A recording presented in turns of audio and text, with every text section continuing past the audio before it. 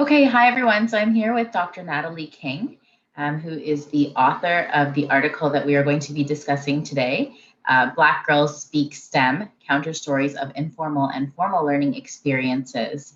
Her co-author is Dr. Rose Pringle, and we are discussing some aspects of the article today just to set the context, although the audience that I'm recording for have all read the article and are familiar with it, but and Dr. King will speak to her study further, but the context of it was a study looking at a program known as I Am STEM, a community-based program for learners to engage in sort of informal learning experiences around STEM and using a narrative inquiry and critical race informed approach.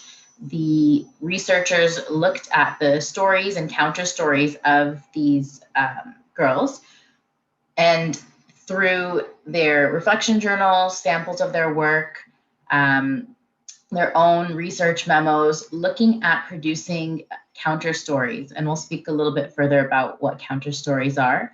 And the counter stories showed us through the study that the engagement with programs and opportunities like this in STEM indeed showed that Black girls have an affinity towards and passion towards STEM, given the opportunity to formulate these new understandings and connections through experiential learning and in these settings. So thank you, Dr. King, for talking to me about your study further today. Absolutely, it's my pleasure. Thank you for the invitation. Yeah, so maybe first off, we could just start about talking about what and I suppose with Dr. Pringle, your approach was in terms of looking at the methodology. We've particularly been talking a lot about narrative inquiry with my colleagues in the past week. And so what was that approach and how you decided that you would use the methodology that you did? That's an excellent question. So I think where I can start is that I had to focus on who my participants were. One, they were youth, but two, they were Black youth and Black girls. And so my goal was to figure out how could I tell their stories in authentic ways. It's academic writing, and in academic writing, we tend to try to, I guess, complicate what's being said. And I didn't want to do that. I really just wanted to figure out, one, how can I build authentic relationship with them? And a lot of them have participated in the program over several years, so they knew me. They knew me as Miss Natalie, not as Dr. King. I oversaw the program. I was in their community. I went to church there. I shopped there, so I was another community member. And in doing so, they entrusted information with me and to me that I had to be very sensitive about what I did with that information. As you start talking about issues related to race and gender and class and the intersections of these identities, for 4th through 8th grade girls, some of the conversations may have gotten a little bit uncomfortable. And so my goal was, if I'm going to use a critical lens to really inform the work that I'm doing, then I also need to use a critical lens in terms of methodology. And I used critical race methodology, which is based in critical race theory, which has, the 5 basic tenets. But my goal was, okay, if I'm using critical race methodology, what does that look like? How can I operationalize it so that I am really getting these authentic stories and I'm sharing them in ways that are true to who they are? In doing so, I ended up using narrative inquiry, but it was more so like I used it more as an analysis approach. So looking at narrative analysis. And so I used thematic analysis, and I used also interactional analysis. The interactional analysis piece came first because that was in the data collection process. So as I interacted with my participants, we made sense of these experiences together. The ways in which they made sense of their experiences were based on the types of questions that I was asking them, and the probing questions that followed, as well as I did photo elicitation interviews, where once they started talking about a particular concept, if I had photos of them, engaged, I would pull it up. And for youth, this was really, really, I'm telling you, the stories I got became more robust because once I started pulling up pictures, then all of a sudden their memory, they started talking about another aspect that they did not mention the first time. And so what became critical in that respect was that I had to have these photos organized. So I had them organized based on the different experiences. So if it was Black history, maybe it was like field trips and fishing, and then maybe STEM learning and our activities that we did, like dissections and different things that we did on campus. So I had those organized. And once I had the pictures, then I had it organized by their names to see, okay, if they were in that picture, so I could pull them up pretty quickly. So I did it digitally. But another thing that became important was my own researcher memos. So I was embedded in the program, but then I also had another researcher who assisted, and she wrote her own notes because I was embedded in it. I was really too close to the data at that point. So between her having her to come, and then my own notes as a researcher, but also as the director of this program, I had to figure out ways that I could get some trustworthiness to the work that I was doing. After the camp was done, so I had that data, I had what happened in the informal context or the community-based program. I never went into their classrooms. I gave them journals, and I gave them prompts of what I wanted them to be able to reflect on, specifically as it related to their science learning experiences in formal schools. Once we came together, I came together with them 3 different times over a 6-month period. It was just understanding what they put in their journal and making sense of their experiences. The ways that they tended to make sense of those experiences were comparing and contrasting what happened during the summer. And so they tend to say, okay, well, I like the teacher in our summer program because she was patient. She answered our questions. My teacher now doesn't do that. So what I saw happening was they were able to also see some of the inequities in their experiences in formal school based on what the experience we were able to provide them in this community-based context. So then I had to figure out now, if I'm asking these questions, I put together just like a almost what you would call like a skeleton of their counter story. And this was based on what they said in that initial interview.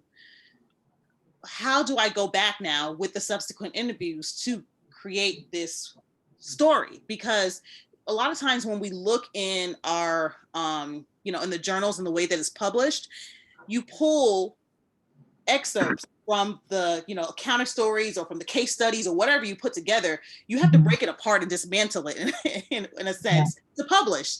And so for my dissertation, which is what I did this work for, I wanted to actually have a chapter that was their story untouched. And so I ended up having 6 chapters for my dissertation because chapter 4 were the listing of their stories. Chapter 5 became the findings, where I began to make sense of it, and then the discussion and conclusion. So as far as like the data points, I guess I can talk a little bit about that. I had the participant observations, I had observational field notes, the photos of the participants, samples of their work, it came in again with the photo elicitation part, as well as their reflection journals.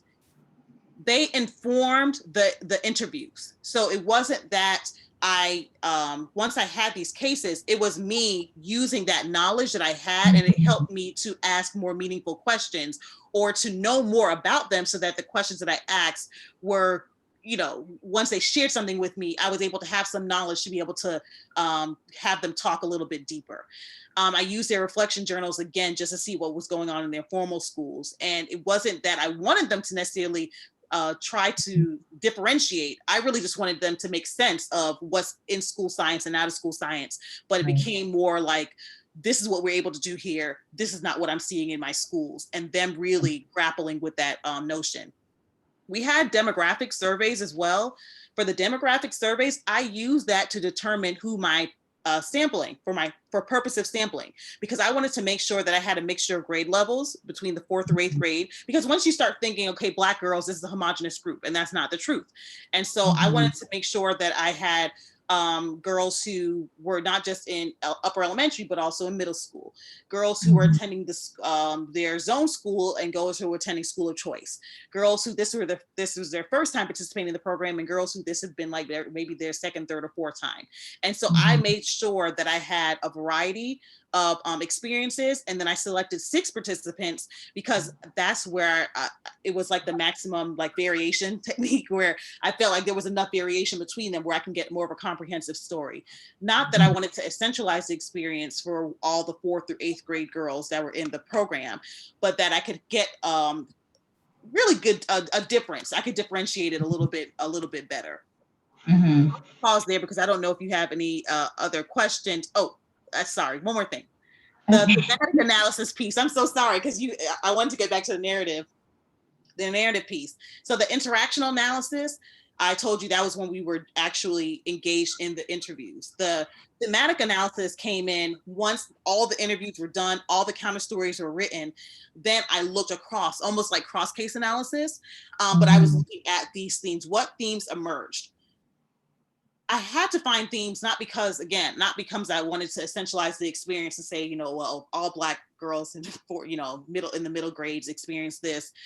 But I had to figure out what were those underlying things that I was feeling and seeing and that they were trying to share with me across these interviews. And so that's why I decided to leverage thematic analysis to be able to do that kind of work. So as we're talking about the construction of the counter stories really, I was leveraging the interactional analysis piece. And then as I began to make sense of it to see, okay, what are the findings? What is this larger story that I need to tell? That's where we had the thematic analysis.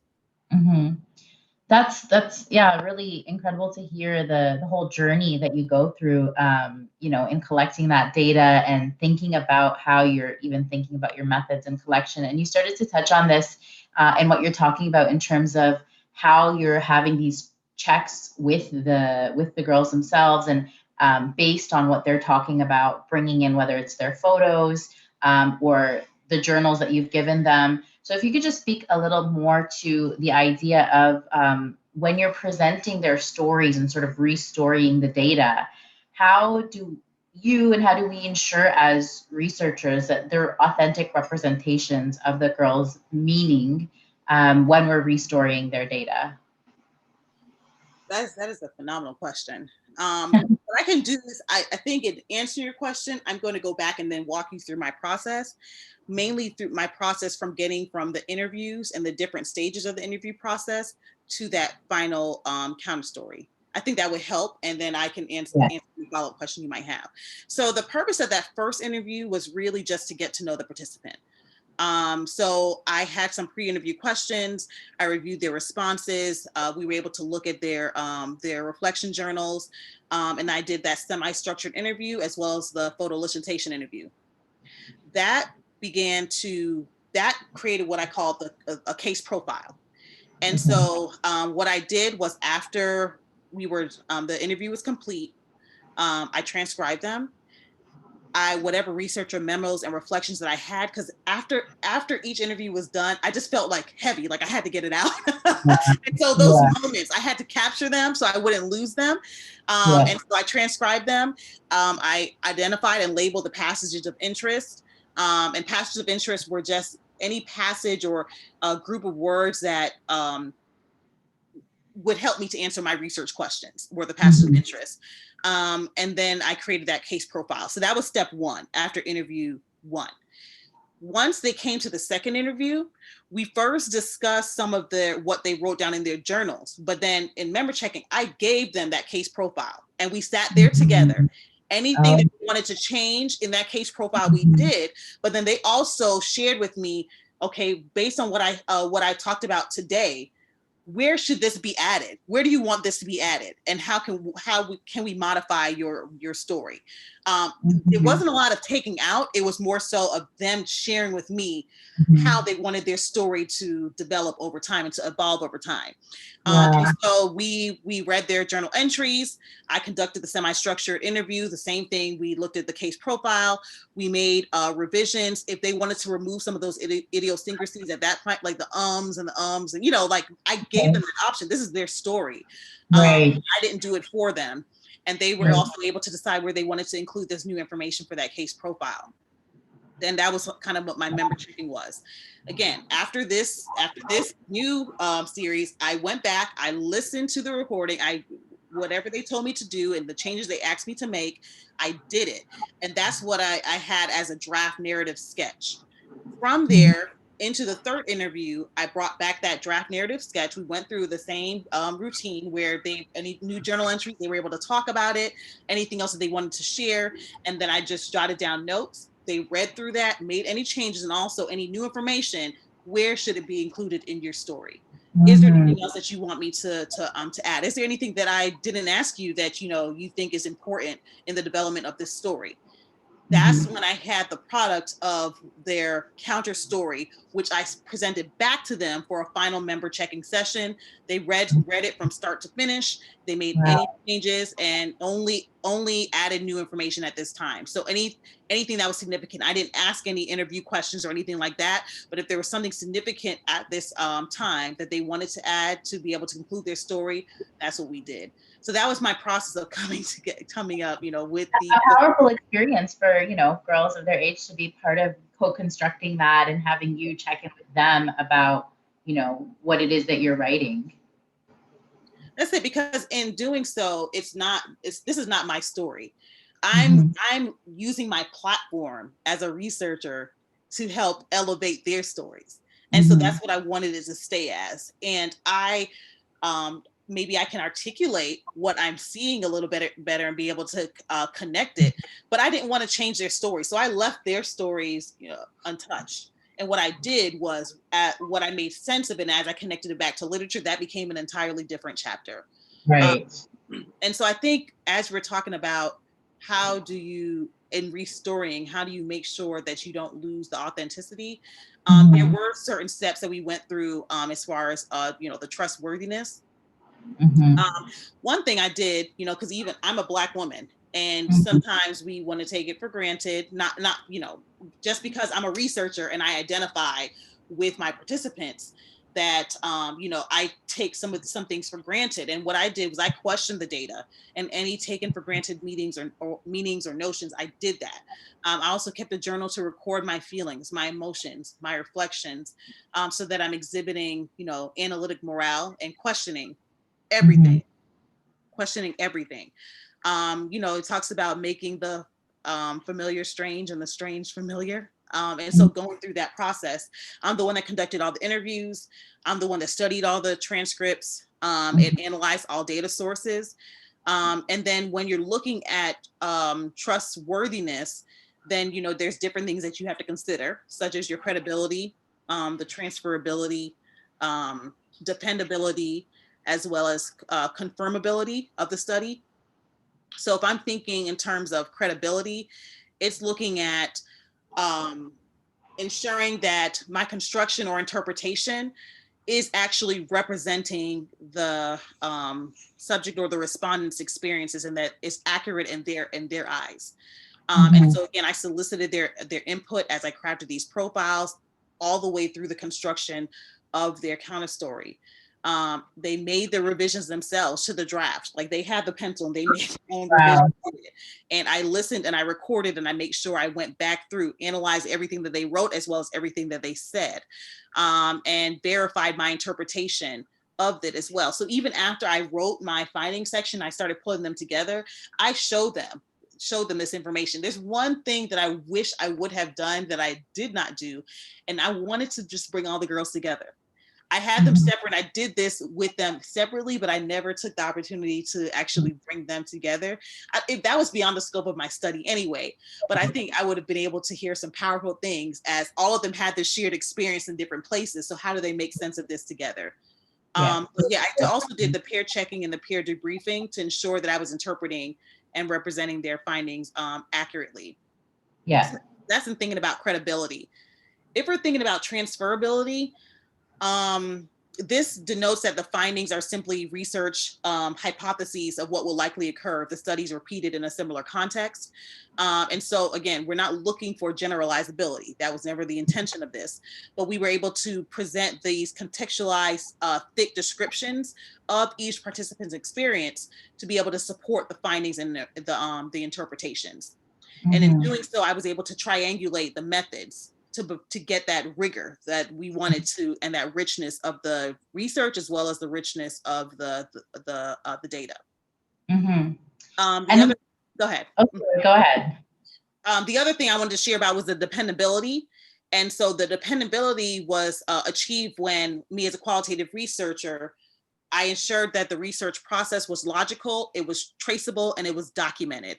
And so this is where the different forms of data were able to come in, because now it's not just what happened in the interviews. We were able to pull from those artifacts and from those photos and other things that that we had to triangulate the data a little bit more, but it became more dependable because now it wasn't just in one area where you're hearing this, but you're seeing it from the different data sources and coming together.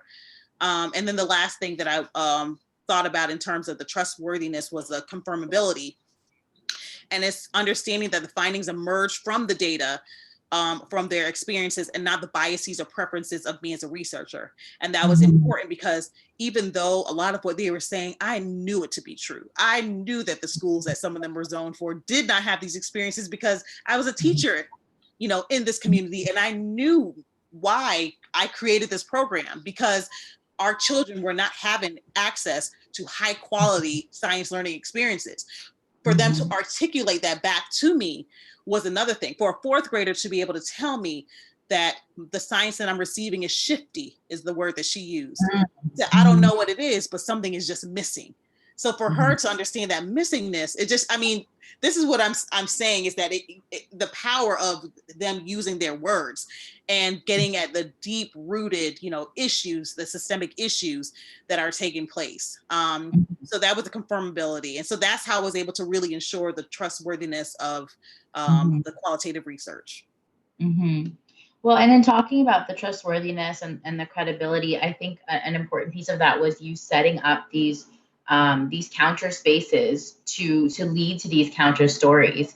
And in setting up those counter spaces, you cite Solorzano, Seja, and Yoso, who frame that counter spaces are, quote, sites where deficit notions of people of color can be challenged and where a positive climate can be established and maintained.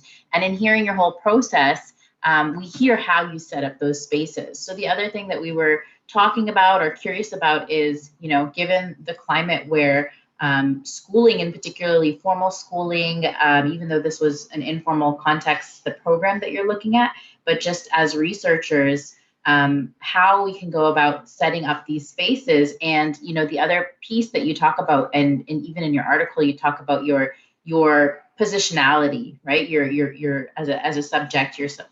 And so people who don't identify as closely with the community, you know, even for myself as an example, my PhD research interests are going to be looking at Black student experiences and STEM. And although I identify as a woman of color, I don't identify as a Black woman. So how can we as researchers set up these counter spaces in meaningful ways that would serve the purpose of bringing out these counter stories without, you know, the imposition of being, you know, this outside researcher who's, you know, coming as a savior to set up this counter space for you to share your story?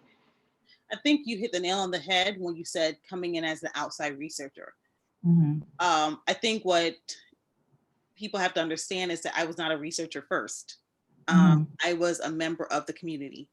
I spent time getting to know this community. It wasn't a community that I grew up in by any means. It was a community that I lived in during my college experience, but then making sure that I was a part of the community. I think a lot of times we spend time looking at our own research agenda without really hearing out what the needs of our participants are and what they hope to achieve. And this comes in even with grant writing. I'm interested in understanding this, and this. And here's going to be my research context. You know, I'm just going to do my study in this community. And we're so wrong because they don't need your study. Like, you haven't done any, how do you know that, you know, whatever you're trying to do is actually going to be beneficial for this community? You haven't spoken to anyone. And so it's establishing these relationships where, even though I am a researcher, in this particular context, we reverse roles. You are the researcher. I'm learning from you. I know you always learn from Miss Natalie. You learn the coolest things from Miss Natalie, but in this context, I need to learn from you. And so even how I position myself, which we would sit, and even though I would take notes and I would jot down, I would make sure that they know, tell me more about your story. Tell me more about your experiences. What can we do? And they were used to still hearing from me and me questioning them, because every year after camp is done, I do interviews with the parents. I do interviews with the children. What went well? What didn't? How can I make this program better? How can I make this program serve your needs? It wasn't for research purposes at all. Actually, the reason why I ended up even doing this particular study as research was because my advisor said, you're spending so much time on this. You got to figure out a way to connect this with what you're doing here. And she said, and I know that you're passionate about it. So how can you what is the research that really exists here? I couldn't do the program at that point. So she said, you got to delve deeper. I know you want to save the world, but choose one thing that you want to be able to do right now. And what drew me to graduate school was I wanted to figure out how could I provide more positive experiences for Black girls. And so instead of looking at this whole comprehensive program, I zoomed in to 4th through 8th grade Black girls to see what was happening. Then, even though I was a member of the community, let me back up and say this. When I talked about counter spaces and I ended up really making sense of it, I thought that the community-based program was the counter space. But as I went through this process, this research process, I began to see that this space that I created them to talk and to share, there were some times when during our interviews, they were crying. They would talk about, the discriminatory practices of some of their teachers, how some of their teachers do not see them, as basically science or mathematical talent, how whenever they did the tests for gifted, the white boys or, got in, they didn't, but they know that they're just as smart as them, but they didn't get a fair chance. Like, these are the stories that they shared with me in this space. And so what do I do as a researcher to protect that space and to make sure that that I broaden even what I'm thinking of and conceptualizing as a place that's safe from microaggressions? Yeah, we can create this space where they can learn that's safe from it. But what about this research space? I didn't really publish a lot of these things until they matriculated either out of elementary into middle or out of middle into high. I put an embargo on my dissertation study, and I didn't pick it up until 2 years later, at least, and so that I could make sure that if for any reason it, even though I really tried my best to, we use different names, and I really tried my best to not give it away in terms of who these students were, but I wanted to make sure that once those stories were being shared, that they would no longer be in a context where it could, come back and harm them. So I think there's just so many things to even consider, and that's why I want to bring this out, is that as we're thinking about counter spaces, as we're thinking about researchers who may not look like the participants of their for their study, is you have to form those relationships first. Before any research needs to be conducted, get to know the community, because all this is contextual. I wouldn't be able to get these types of rich narratives from children who did not know me, because they would not have trusted me, at least not talking about, they could have talked about the, dissections and our field trips all day long. But when you start talking about some of these more critical and systemic issues, you have to make sure they have to trust you. And I wanted to make sure that I wasn't going to lose that trust because of a dissertation study, or because of I wanted to publish in a major journal. I had to really sit down and think about this data and think about how I was going to put it together to protect them, but also make sure that in protecting them, I didn't lose the authenticity of what they were trying to share. So there's so many things, so many moving parts. But I think if I can just leave with something is that